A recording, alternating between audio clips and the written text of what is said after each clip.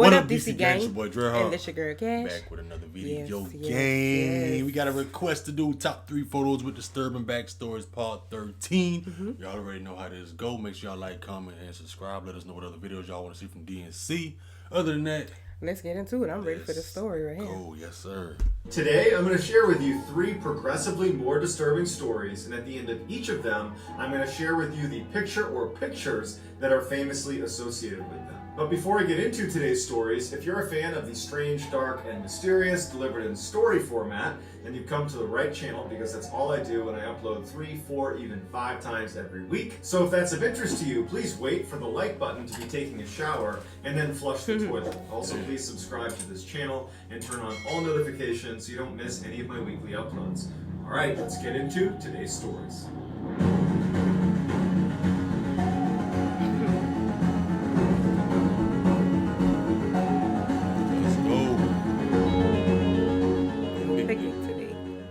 McCauley was an adventurer. He started as a rock climber and mountaineer, putting up dozens of big wall routes in Australia, as well as alpine first ascents in New Zealand, Patagonia, and the Himalayas in the 1990s. He took little interest in the marquee peaks. He preferred obscure, lesser-known peaks that were more challenging and complex. But in 1998, he fell nearly 30 meters during a climb and shattered his knee, which made it almost impossible to climb at the level he was climbing at before the injury. This injury that initially seemed like a really big setback because he loved mountain climbing, it ultimately spawned his true life passion that he didn't even know about, and that was sea kayaking. He took to kayaking because it didn't really require the use of his legs, and so he was able to continue to push the limits of his mental and physical endurance, but wasn't hampered by a knee injury. And much like his mountain climbing career, he very quickly began conquering all of the most difficult open ocean kayaking routes all around Australia and New Zealand, to the point where he had done all of them. The only one he had not done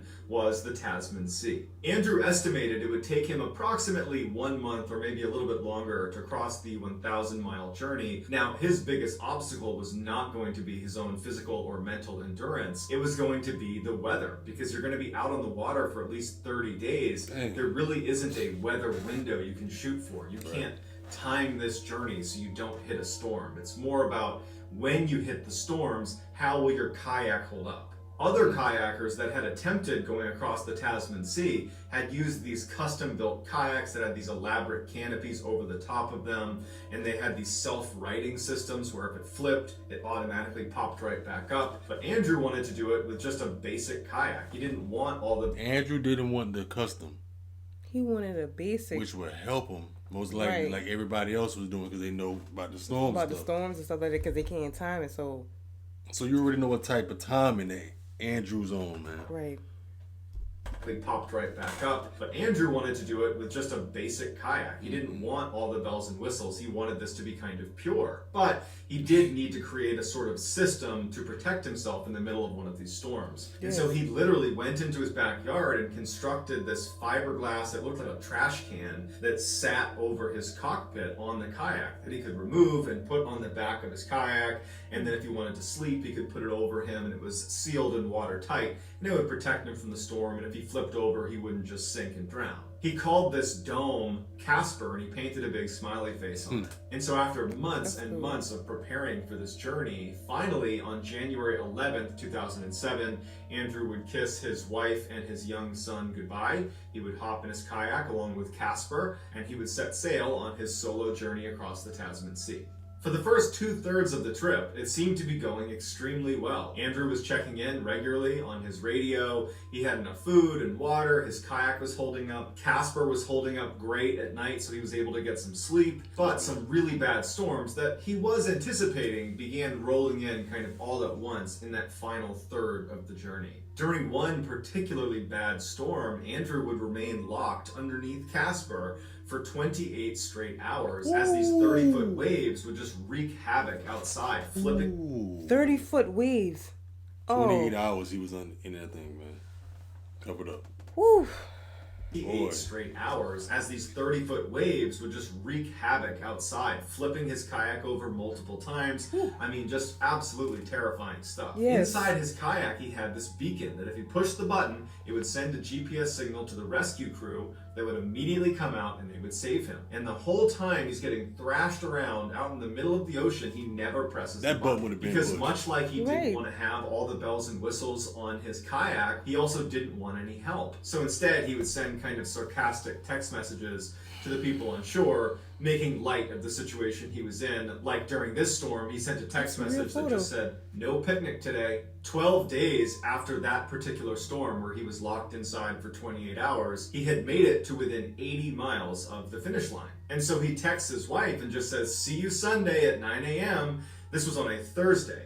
And so when his wife, Vicky, gets this text message, she's so excited. She gets together everybody that wants to meet him at the finish line. And in fact, they all go there early on Thursday to just hang out and camp out until he arrives. But 24 hours after that text message was sent to his wife, Andrew would send a distress signal to the New Zealand Coast Guard. On the recording, Andrew sounds desperate. He also sounds deeply fatigued, or maybe even hypothermic, and he's pleading with them to come rescue him because his kayak is sinking. At first, people, including the Coast Guard, thought this could be a hoax because Andrew was so competent out on the water, and he had just gotten in touch with his wife the day earlier saying, "Everything's great, I'm almost done, I've made it past all the hard stuff, I'll see you on Sunday." But of course, they still send out a search crew that night to look for Andrew. They can't find him, so the next day, on Saturday, they expand their search and they do find Andrew's kayak, except Andrew's not in it. The only thing missing was the canopy to the kayak. The rest of the kayak seemed to work just fine. His distress beacon had not been pressed, his GPS was still there, and his camera was still there. No one knows what happened to Andrew in his final hours before he ultimately disappeared. The prevailing theory is he must have been capsized and separated from his kayak and then was unable to either get back to it or even climb back in because he was so tired. This is the final picture that was taken on Andrew's camera, and you can tell from his expression that he's not particularly happy to be in the situation he's in. And in fact, in some of the earlier video clips he shot, he actually says to the camera that he feels like he bit off more than he could chew, and that he wishes he could just be home with his wife and his son. Despite extensive search efforts, Andrew was never found.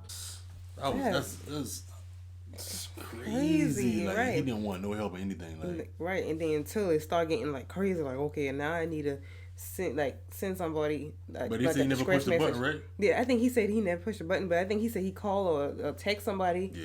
This like the local guard or whatever like that for them to come out, because that's how they came out to look for him, but they never did. Right. I mean, but they never found him, so they went the next day, and that's when they found his boat. And Yeah. My thing is with the kayaking, wow, like, how did they use the bathroom? I don't know Right. nothing about that, y'all. I just want to Yeah. know how. Like, if Me he was too. in there for, 12 days and in the thing for like 28 hours, how do you use the bathroom? right. And without, like, sinking, like, you letting a little hole or something? I don't know. I don't know either. Like, I want to know too. Like, what is the point of it? Like, to go out there just to ride the ocean And know the weather might probably Like, be bad. yeah, I like don't probably know. might be bad, and like, I don't know either. That's crazy. But That's I'm a sorry sport to they hear like. for his wife and his family and stuff like that. Oh, yeah, most definitely. Yeah. In 2005, Addie Hall met Zach Bowen when they were both bartending in New Orleans. Addie liked to give Zach a really hard time and kind of played the mean girl as her way of flirting with him. But really what she was doing is testing Zach to see if he could put up with her, because she had a mean streak. She would have these crazy, angry outbursts and would yell and scream at people around her, and then she'd turn it off just Oh no. I wouldn't put up with nobody like that to see if he can. No, that's just too much right there. Yeah, that's a no. crazy, angry outbursts and would yell and scream at people around her, and then she'd turn it off just like that. And she needed to make sure that he could put up with her. Zach, it would turn out, had his own mean streak and his own angry outbursts, and so in many ways they were very similar. Yeah. Many of Zach and Addie's friends that were around them in those first few weeks they were together did not think this relationship would last very long because of how often they fought with each other. But it just so happened that Zach and Addie had met one another just weeks before Hurricane Katrina came through New Orleans and just devastated the area. And so before it arrived, Zach and Addie decide, let's stick it out. Let's stay here together. Let's ride this storm out together. And it was actually that storm that brought them together, and they both fell madly in love with each other and became totally inseparable. After the storm cleared, Zach and Addie went out into the streets and began cooking food for people, and they had all this alcohol in their apartment, and they set up a makeshift bar outside in the French Quarter and were just giving away drinks to these people whose lives had been devastated by the storm. Their tale of love and colorful survivalism attracted many media outlets, including the New York Times, who did a feature on them. For a time, Zach and Addie felt like the king and queen of the French Quarter, and they were so happy. But when reality set back in, and the real cleanup ensued, and electricity was restored, and people started moving back into their homes, and people started going to work again, Zach and Addie were forced back into their old lifestyle, something neither of them wanted to experience again. So for the next year, Zach and Addie struggled to make ends meet. Their bills continued to pile up, and really those two were at each other's throats all the time with these horrible, vicious fights. In October of 2006, when it seems like Zach and Addie's relationship is really on the rocks, they decide in order to reinvigorate their relationship, they're going to move out of their current apartment where there's lots of bad memories, and they're going to move into a new one. They found a little apartment over the famed Voodoo Temple on Rampart Street, and they immediately made a cash offer and they moved in. No sooner had they moved in did Addie go down to the landlord and say, remove Zach from the lease. She had found out that he was cheating on her, and she was preparing to kick him out of her life. Zach found out that he was not on the lease before Addie could confront him about it, and it turned into this wicked fight between the two of them. A couple of days later, Zach showed up for work at the bar, and some of his co-workers recalled that he was acting really funny. He was wearing a hat pulled down low over his head and sunglasses and was really quiet. And when anybody asked him, like, what's going on with you? Why are you acting so strange? He would just tell them he was fine and would quickly walk away from them. Did Zach do what I think he probably did already? I think he probably did something, yeah. Around the same time, Addie stopped showing up for work at all. And her co-workers turned to Zach and said, where's Addie? And he would say that they got into this fight and that Addie had actually left New Orleans and gone back to her hometown in North Carolina. And some people thought that was a little bit fishy because Addie loved New Orleans, but anybody that knew Addie knew she was very unpredictable, and if they had had this huge blowout fight, it is possible that she could have left for North Carolina. A week later, on October 17th, 2006, the New Orleans police receive a phone call from a hotel in the area that spotted what they think is a body laying on the roof of their parking garage. When the police arrived, they could tell it was a deceased man and that he had died from impact, but they couldn't tell if it was a murder, a suicide, or a tragic accident. So they began searching his body to see if there was any indication of what happened. And they pull out a note that's addressed to police in his back pocket. The note is fairly long, but he communicates to the police that this was not an accident. I had to take my own life because I took a life. And if you go to my apartment on Rampart Street, you'll find the body of my girlfriend, Addie Hall, who I killed. Police rush to the address that was given in the note. They're horrified at what they find inside. As soon as they stepped into the apartment, the temperature dropped. The air conditioning had been set to the lowest it could possibly be, so it's very cold in the apartment. And they look around and they see these strange messages spray painted all over the walls. Things like, I'm a total failure, and look in the oven. And there are arrows pointing on the walls towards the kitchen and towards the oven itself that's sitting in the kitchen. And sure enough, when they open up the oven, they find Addie. Police also found Addie's journal, and inside of it, Zach had left an 8-page, very detailed confession of how he had strangled Addie and then had tried to cook her to make it easier to dispose of her body, but couldn't finish the job, and that's when he went to the hotel and threw himself off. Here are some crime scene photos from outside the apartment as well as inside. You can see some of the messages that Zach had spray painted to the wall indicating to go check the oven. And here is the infamous oven where Addie's remains were found, as well as a message left in the kitchen saying that he was sorry he couldn't finish in reference to his inability to finish cooking her and disposing of her body.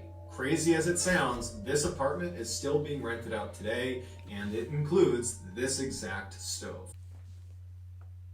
And they still renting that apartment. I mean, what could they have done? They can't tear the whole apartment complex down. They down. still got the same stove in there. Right. They had a body. Right. They still got the same stove. I mean, least they could have done is replace that stove. Come on, like that. See, that's the kind of stuff that happen right there when you get two people in a toxic relationship together. Yeah. And it was toxic from the jump street. Before it started. Yeah, because she said she was like mean, so I guess she wanted to show her mean ways before they. That from the jump, that was all wrong. Was all and then the fact that he put on the wall, he couldn't finish the job. Don't look, wrote on the oven and everything like that. Like, Man, that's... Wow. And then, like I said, the fact that they still have that same stove still renting out that same apartment. That part. I mean, people Cooking, actually using that stove to cook stuff. And cooking it. Oh my God, I wouldn't use. Some people probably be like, leave that in here. Oh, that's a piece of something. Yeah. Like, you know what I'm saying? Like crazy people, man, y'all. What y'all think about that? Yeah. Hisashi Aochi was married, had a young son, he smoked a pack of cigarettes a day, he played rugby in high school, and by 1999 he was employed as a technician at the JCO Tokimura power plant. He and his colleagues had been tasked with creating the fuel for a fast reactor called Joyo. Since 1993, the company JCO that owns this power plant that Aochi works for, they had been cutting a lot of corners to increase productivity and profitability, but at the expense of safety. In fact, the company had their own in-house rules that totally went against nuclear power plant regulations. They called this the Shadow Guide, and within the Shadow Guide there were very specific steps that were totally unsafe and unregulated to create this fuel for this Joyo fast reactor. On September 30th, 1999, Aochi was creating this Joyo fuel, and he was leaning over this large steel containment tank, and he was holding a funnel. One of his colleagues was above the tank, pouring in this potent solution through the funnel into the tank. The tank they were using, that was prescribed under the Shadow Guide, was not actually designed to hold the amount of radioactive materials that were being put inside of it. And so as Aochi and his colleague are creating this mixture, a very dangerous event occurred known as criticality.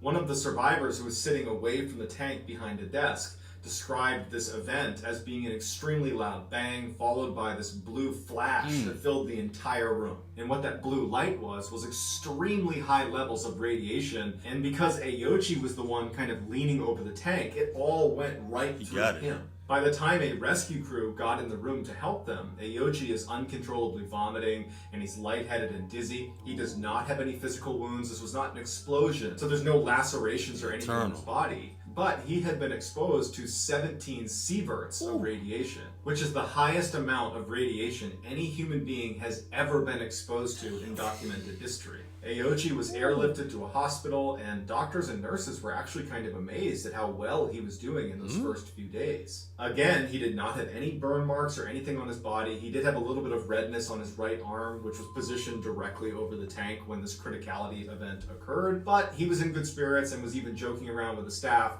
about how he can't wait to get home. In reality, Aochi died as soon as he was exposed to that criticality event and received 17 sieverts of radiation. He was in what's known as walking ghost phase, where due to high levels of radiation, all of his chromosomes had been obliterated, which meant his body did not have a blueprint to reproduce cells. So basically, he appeared alive and well because his body had created all of these cells in his body before the accident, but as those cells died off, they would not be reproduced, which means in walking ghost phase, your body is turning into a corpse, but you're alive to watch it happen. Tragically, after doctors discovered this about his condition and they informed Aochi of what was going on, Aochi did not seem to think there could be that serious of consequences for being exposed to that level of radiation. He felt like he was in the clear. He had made it past a couple of days. He thought maybe at worst he would develop leukemia later in life because he thought that was a thing with radiation.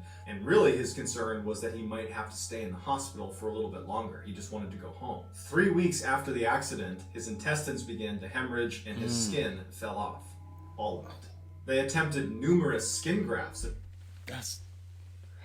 That make you think, like, how you know if you're not really, I mean, you know you die every day, but how you know if that's not going on in you right now, like, and you just regular up, you know, doing your stuff, like and you how can be, he would. yeah, like how that happened to him, and really you're a walking ghost. I want to know how did he feel too, like at that point, like when they told him, like, you know, you're not really here, you know, they told him the situation or whatever like that. So I wonder, like, how did he feel like about it? Like, that's curious. But then the fact that that job had so many regulations, like in-house, instead of using the safe precautions that a job's supposed to. Why I just don't understand these jobs sometimes. That's how they do. Yeah. And you want to take shortcuts and everything. Shortcuts like that, and stuff like that. It's just, it don't make no sense. Like, you putting people in harm's way when you don't, like, when you take shortcuts and stuff like that. When you tell them to take shortcuts, Like, you just putting people's life in danger. Yeah, you don't have to be. Especially at a job like that. I mean, come on. Let's see. Try to keep his bodily fluids off. All of it. They attempted numerous skin grafts to try to keep his bodily fluids inside of him, but none of them took, so they began wrapping him in gauze like he was a mummy. By November 27th, which is 2 months after the accident, miraculously, he was still alive. However, his pain levels were so high, they had to put him into a medically induced coma. While he was in the coma, his heart would stop, and he would need to be resuscitated 3 separate times. Wow. And on the 3rd time he was brought back, he would say, "Stop.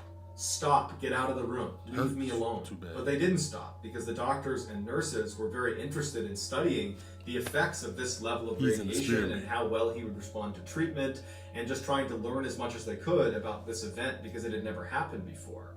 And they probably justified it by saying this will save other people's lives. But what that meant is Aochi would need to suffer unbelievable levels of pain. Ooh, Nearing the end, when Aochi could still speak, he told the doctors and nurses repeatedly that he is not a guinea pig.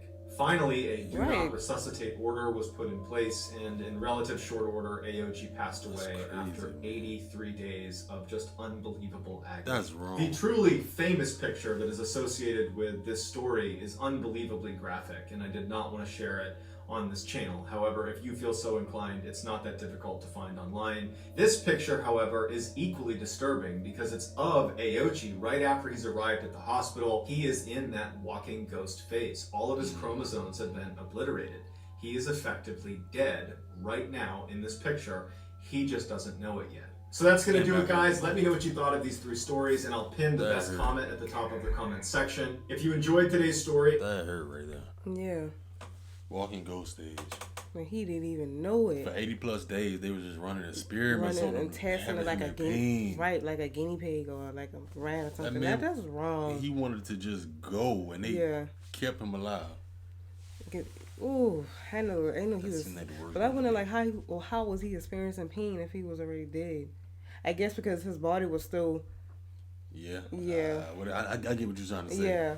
That's Damn. That story right there made. Yeah. I don't know what happened with the job. That one, the family suited job. And most likely that job probably still going too. Yeah, I wonder. It didn't close. That was wrong. I mean, come on. From the job, not taking safe precautions, and from the doctors experimenting on him for that long, and he is in pain. Like, come on, that just... Yeah, he was begging for them to stop that. Yeah. Oh, man. Yeah, y'all let us know how y'all feel about those top 3 photos with disturbing backstories. Let us know in order, if you can, like, which ones were the worst for you. Mine, to be exact, I think the last one, the 3rd one, then the oven, and then the one before that one. That would be my order too. That's the last one, the oven, and then the first one. That's just... The oven one was weird, and that one was real bad. All of them was tragic. All of them was tragic, yeah. But the last one and then the other one, Beyond, yo. Y'all let us know, man. Make sure y'all like this video, subscribe to the channel, follow us on Instagram, DreadHawk and Cash. Yes. Let us know what other videos y'all want to see from us down in the comment section below. You got anything else? Got nothing else for them. Y'all already know who I be, man. It's your boy DreadHawk. And this your girl Cash. Catch y'all next one.